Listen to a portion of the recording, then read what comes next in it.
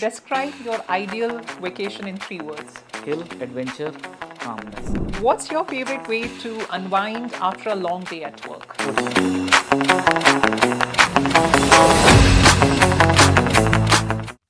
Hi everyone, welcome to this podcast series called Tallect Talks. Today we have our esteemed guest with us. His name is Anurag Verma. He's currently heading HR for ShareChat. A very warm welcome, Anurag, to the show. Thank you Likewise. so much for coming down here. Quickly, if you could share your journey, your professional journey with the audience to really make them understand which all organizations you worked for. I have told them about your current organization, of course, but if they get a view on your journey, I think it would be better for them to relate to all the conversation which we are going to do in the later half of the podcast. First of all, thank you, Neha. It's been pleasure here with you and the audience, giving me this opportunity to share my journey.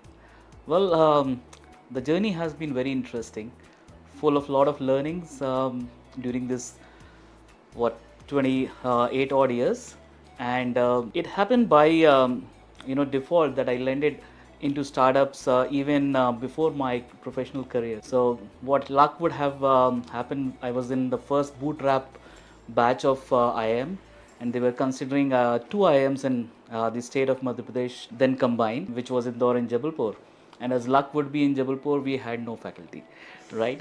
So the early, I would say, journey into startup and where I feel myself home was during my education. But to the audience, I didn't start my career in HR, right? So I did some stints in large setup organizations selling some bit of cosmetics, sold televisions.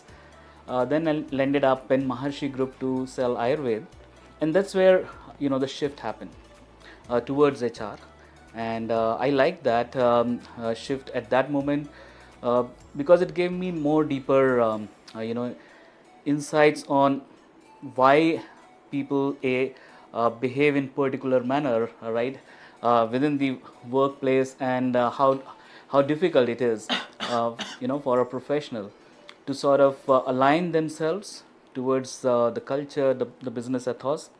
So this was a long, I would say, 7 odd years of me going and delving deep into the field of HR, and then sort of saw the journey, right, of transformation of an organization, the crazy hyper growth, and then the early on conviction of not keeping anything but people first. That very strong belief of the co-founders and the early stage leadership, and then they giving HR the sort of ownership role at that early on, and we did a lot of industry first things there.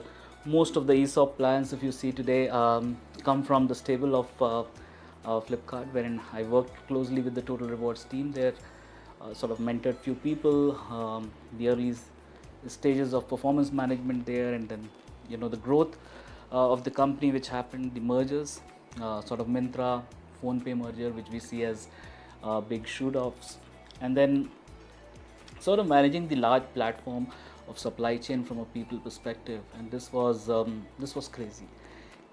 And from there, the next big thing, which is the social media, right? Everyone of us is hooked on.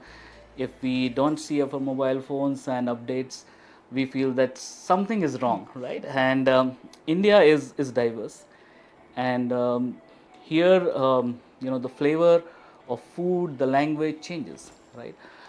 In I would say every 100 kilometers, and bringing a social media platform in Indian languages sounded very fascinating from outside. So yeah, that's me so far. Thank you for sharing that, Anurag. That was very enriching. I mean, amazing, I would say experience journey for you. A lot to learn. So I think I have many elements in your entire journey which we will touch based upon in this conversation today. But particularly, I think I will start with the topic which is related to merger and acquisition. Okay.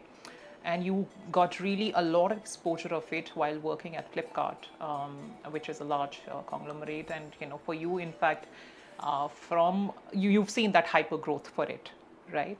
So if I talk about merger and acquisition, particularly from an HR professional standpoint, what were the challenges which you faced while doing that for Flipkart when you were part of that organization, and what are your learnings from it? If you could quickly summarize and share with the audience. I think a lot of HR professionals, they struggle when it comes to some of these elements of merger and acquisition because they don't have any prior exposure, guidance which they can really refer to in terms of being aware or plan it in advance in a proper manner. Most of the HR professionals don't get involved in mergers and acquisition early on, right? And it's at the very end when the deal is signed, that's where HR comes in. And in Flipkart also we did few initial mergers and acquisitions, but later on it was great that the company, as I said, was very people centric right from start. So even when it was getting into a prospecting stage, that's where a representative from HR was involved into it. And the reason being why any organizations going through mergers and acquisitions should have an HR seat very early on, so that you can also look at what talent you are getting into, what sort of cultural differences and nuances would be there, and most importantly what synergies from people perspective can be drawn through the merger. Because any merger are based on couple of things. One is it gives you a competitive advantage of a scale or a new technology, or markets where you will not be present. Sometimes the strategy could be killing a competitor, right, and gaining your own footprint. But I would say those are less. More mergers are around bringing more synergies, and that's where it is important for HR professional to sort of ensure that the common traits are built in. People don't feel left out. It's for the organization that is acquiring a company. The onus lies on them to embrace the new people coming in, because they will always have that potential worry and threat that whether I have a continuity or not. And all these mappings needs to be done ahead of closing of the deals. Right. So, Anurag, you've seen so much. I mean, your journey is almost 25 years plus. As an HR professional, what do you see how this entire landscape is changing in terms of trend, the transformation of HR, the kind of policies, the kind of benefits, or the way we operate? What are those trends? I mean, what is the journey of changing that entire landscape from your frame, particularly, I would say, because it's a good number of years that you've covered, in your journey. Well, as they say, change is only constant, and on the people side, the HR landscape has took a little while to change, right? But then I would say last 4 years, the change has been very rapid, right? And what I would say for HR professionals now is that you have to constantly upgrade yourself. Keep on upgrading. Look in a tech world synergy. Look for the latest patches which are coming in, the new versions which are there, and how fast you reboot yourself is most important, right? Why? Because no longer the businesses are looking at HR as a conventional function or a support function. Most of the organizations are having a seat of HR in terms of who is the owner of people. Now that comes with a lot of responsibility, right? That comes also with HR professionals to be understanding of the business nuances, most importantly being part of those business discussions, and then sort of work around on HR practices, initiatives which will act as an accelerator or catalyst to business growth, right? And overarching how the culture of the company would be, right? The second important bit is that uh, you know let's face it, the world has a lot of youth, right? And particularly in India, it's all the more happy situation that the new generation is sort of taking up leadership roles as well, and also there is a huge talent potential. So the challenge for new age, I would say, HRs are that everybody wants customization, right? Everybody wants flexibility, but your levers are few if you go on a conventional mode. So you have to constantly think that what next, right? How I can tailor made, how I can customize, not for every individual, but for a set of individuals, um, and that's a constant challenge which they have to cope up. The second is technology, right? Technology is changing very fast, and there's a lot of things which HR professionals were doing are now done very well with technology, Right. and that's fine. That's the trend which is there to help, but the technology will not replace humans. We all know that, but if we don't upgrade ourselves to be ahead of what a technology would give, is where the challenge would come in, and that's where the HR has to sort of up the game, use generative AI to their advantage, use technology to their advantage, but then use their human and HR intelligence on top of it, and that's where the shift is happening. That's where the dynamism is, and that's where the fun is. Sure. And Anurag, would you be able to share some of these tools or methodologies which the aspiring young HR professionals can keep in mind to ensure that they are regularly upgrading themselves? They are ensuring that the kind of skills which are required to match the changing environment, they are keeping themselves abreasted with it. It might sound that everybody does that, but I would say most don't practice that, right? So while I can talk about tools and other ways, important is that continuous learning today is daily. Let's face it, one should learn a lot on generative AI, right? Because you can't be outside generative AI in today's generation. It's already there, right? Most of the organizations have inbuilt those technology, those tools. But what happens is, whenever you have a large machine learning model like that, it's a beast which you have to train, right? And you will get a lot of output from generative AI, but on top of it, how you again apply it, right? That you can't leave it to the machine, because that's where the artificial intelligence and human intelligence has a difference, and cracking that code would require first understanding what goes behind and what are the sort of limitations of the suggestions that are coming in, and apply human intelligence on top of it. So I don't know whether it helps or not, but life would not be that easy with generative AI. It's gonna be more tough, right? Because putting human intelligence on top is important. Everybody can say, "Oh, I know that, right? It has come from the tool." Now, what's your value add on to it? And that would go back into the backstream learning, the front stream learning, and then sort of applying your own individual intelligence on top of it. Right. Very rightly said. In fact, Anurag, when you were talking about the generative AI part of it, I was just thinking that it cannot be separated from your work anymore. Say it or not, but in some way or other, you would take help from it, right? It will come into. But what happens is that what is going to be HR's role when we talk about in managing this entire thing? Like, example, you rightly pointed out that so many things which are going to be different from a workforce mix perspective. We will have somebody like you, whom you are calling yourself as a dinosaur, from that age or era. Somebody like me, who's millennial, who's probably part of, that primitive or traditional way of working, but at the same time has been exposed to technology so much that it's not that difficult for me to grasp it. It's I'm able to really catch it.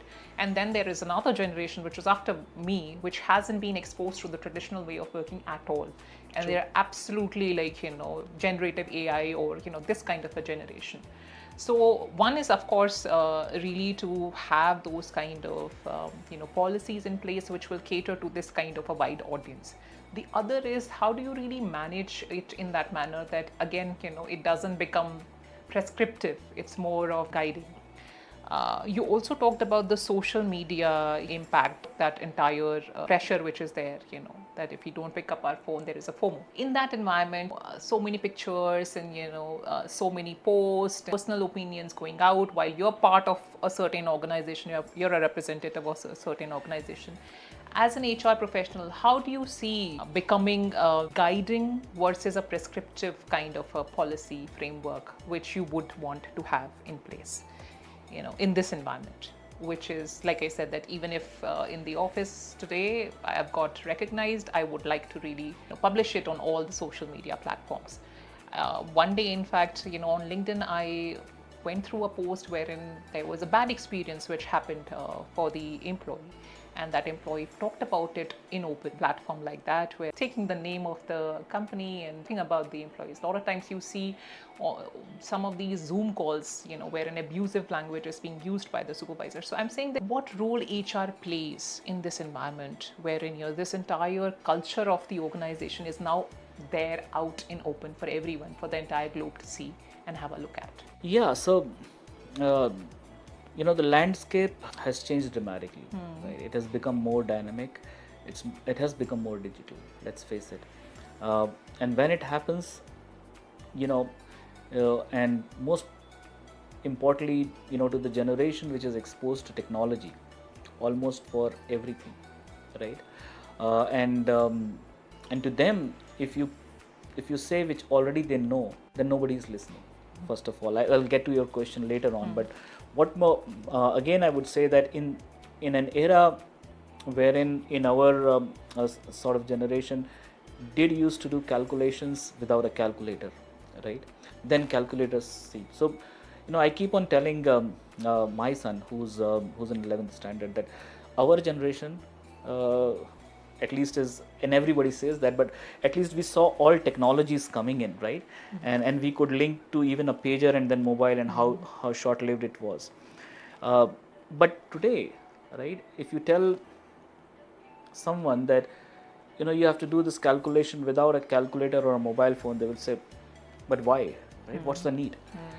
Now extrapolate that to a generative and AI environment, that if you tell that there is a policy in place, I said I know I can just talk and it will give me out a policy. So what have you done differently as an HR in terms of prescribing this? This is something which I already know, and one has to constantly look the changing business needs as well, and at the same time the business is also expecting a certain amount of performance level coming in from the organization, and most importantly the cultural membrane to be protected while dealing with the diverse, right? And the role becomes now twofold, that here in the first part I'm talking why it is important for you, but then I have a second stakeholders why I'm saying that why this is also important for you, not for people, but for you to be successful in business, right? And then having a common intersection of both is where the expertise comes in. Coming to the second point, that everybody is connected, right, on social media, right? And people are giving their status updates on the fly, that here I'm sitting, here I'm doing, here I'm walking, or here I'm just doing nothing, right, during the day. That's where their need to showcase what they have done and how they have been recognized is also very important from an employee perspective. So we should have those tools in place wherein they can talk about what they are feeling, they are good. Now the other side of that is, if they are feeling bad, they will also amplify that, right? So we need to constantly coach our people managers, right, in terms of how they would be conducting, right, how they will be communicating, even if it's a tough message, how you can be more respectful, more empathetic, and more accommodating to an employee, right? That's most important, because everything is digital, right? There will be Zoom, there can be screen grabs. There are so many avenues these days, you can't plug in all holes. The only thing you can change is your own way of interaction and communication, and that's where coming back again, becomes the role of the HR professional, not only guiding, coaching them, but also building onto the culture of the company. Saying is easy, getting it done on the workplaces is the most challenging bit which HR has to deal on. Right. So on that point, I will ask a very straightforward question from you, Anurag, that are we equipped, from a technology perspective, when it comes to the HR, governance or anything which is coming under the purview of HR, to have the answer for the whys of all these employees who are going to question everything, that why do I need to do this? Why do I have to come to work and not work from home, etc., etc.? We are not. I would say HR is picking up.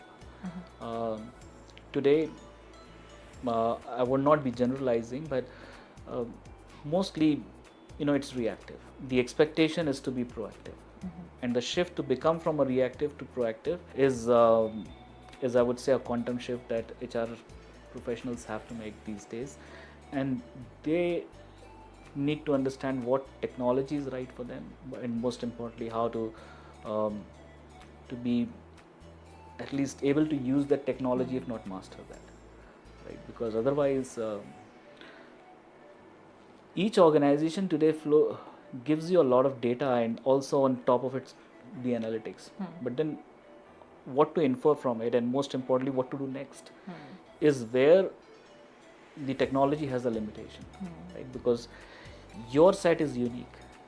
Still, the technology has not gone into that customization of your set of people, your environment, and that's where they expect some things very fast. That okay, why, what now? And first you have to understand, analyze, and then quickly put in your perspective, and that's, I would say, a learning curve. But HR professionals learn very fast. Right. Okay, I think on that lighter note that, we learn really fast, I will move to another section of this podcast, which is going to be a rapid fire. Okay, shoot it.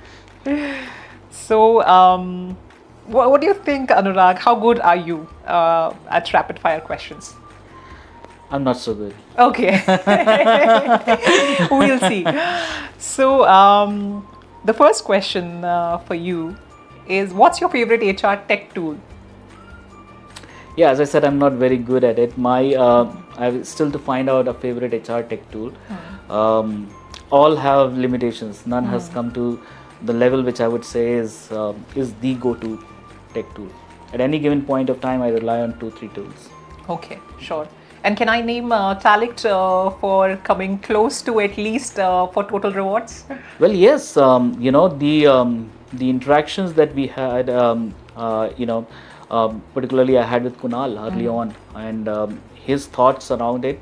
He's sort of looking at a tool which is something which is not complex at the first stage, while we all know at behind it's Right, there's a all lot the of codes and complexity, complexities. but how from a end user perspective, right, it becomes very very simple and easy. And I'll take a little longer answer on that note, because what generally happens is, total rewards as a stream within an organization is what we call in HR as a COE, right team. And mostly the conventional total rewards is, and no offenses to you guys, they do a lot of deep work. They do a lot of analytics, but they also use a lot of jargons which are difficult for the end user, which is the manager, right, for them to understand. And they don't understand all these nuances, right. So how a tool is not only for HR but would also support the end user, which is the manager, and ultimately the employee, that if they are, and I'm sure very soon it will come that all these pay bands would be transparent, right? Right. Maybe by law or maybe by design, right? And if an employee is able to visualize and see how their compensation is, and how what they can do next in terms of their performance, to achieve what they want, is where you have cracked the code. Right. And a tool which can do all that is where I would say Kunal is thinking, and you guys are working on it. The sneak peek which I saw is very exciting. Thank you. Good to know that. And that's very candid feedback. It means a lot coming from you, Anurag. All right. So the next question is, describe your ideal vacation in 3 words. Hill, adventure, calmness. Okay, I can think of hiking, going on a mountain and adventurous, and yeah, it gives you a feeling of calmness. Yeah. Do you do hiking? I do. You do. So that's why. Not in a professional way, but yeah, at any given point of time. And to me, hills excite. Okay, but I'm sure not those ones who have eyes. No. You've seen that movie? Yes. Okay. Crazy it is. Okay. Next question, Anurag, for you is, what's your favorite way to unwind after a long day at work? Well, OTT. OTT. Okay. Any specific series you are binge watching these days? I would binge watch Mirzapur 3 today. Oh, all right. Oh, yeah. Today is a Saturday. But there are many, right? I can watch OTT content over the whole evening, right? Right. Right. So on another note, we can connect and share reviews on those. Okay, great. Okay, next question is also very interesting. If you could have dinner with any historical figure, who would it be? Has that historic figure to be living? No, not necessary. Or no, can be living, I would say. Oh yeah, can be living. Yeah, can be. Okay, in that case, I would love to have dinner with Kapil Dev. Kapil Dev. Okay. Are you a cricket lover? I have played a lot of cricket, Okay. but why I would like to have with him is that he just, with one victory, wherein nobody was believing, including his teammates or the board that they would win. And even if you see now, people have saw that movie, but we lived that era of time wherein we were fortunate to see it live. And then we knew that point of time that there were team members. Now you see in the movie which was saying that you're just going to England for a vacation or a honeymoon, and from there he just changed the way cricket is today. Right. If there is an IPL in India, and India today leading the world, as they say, and the Jay Shah of the world would be the leader of cricket in the world, the credit goes to one man, which is Kapil Dev. Right. Yeah. Next question, Anurag, for you is, what's the most challenging part of your job? To make work fun, right? Look, we all know that the best of us comes across when we are working towards our passion, right? Everybody says that if I am doing what is my passion, then there is the best that would comes across. There is nothing to be proven for that. But translating that, and we have all sort of things coming in, that we are a cool company, we have fun at work. Well, yeah, some places are, but most of the time those are motherhood statements, right? And if you ask most of the people, they will say, what's the fun in the work? That's nothing fun in the work, and it's a job. And how you can change a job into a passion, and actually bring in fun at work, not literally bring in fun at work. And that's the toughest part. That's the most challenging part, that we all want to say that. Sometimes we get into a trap of making those statements, organizing some events which will be synergizing to that. But can we make those changes at workplaces wherein people don't come to do a job, they feel that this is my passion, and like your passion changes, right? That's how a job changes. Today I like photography, I get bored. Tomorrow I would like music, and I will go for music. And that's how people are changing their preferences. Age comes in, you have a different sort of passion. Similarly, they can choose organizations as passion, that I'm passionate to work in this place for this much time, take my next passion. But during that time that I'm working there, I'm just super excited, supercharged. That's the most challenging thing to make it in practice. Great. I think that's a good note. We would like to wrap up our today's conversation, Anurag. That I'm absolutely feeling supercharged after talking to you. It was a wonderful conversation with you, Anurag. Thank you so much for coming down today here and talking to us. Um, we wish you all the best for your further ahead journey, and maybe we'll again, talk about your journey further, in future, wherein the generative AI and the entire narrative will get changed, and it will be a different scenario. Till then, thank you so much. Thank you so much, Neha, and thank you everyone. It was my pleasure being here.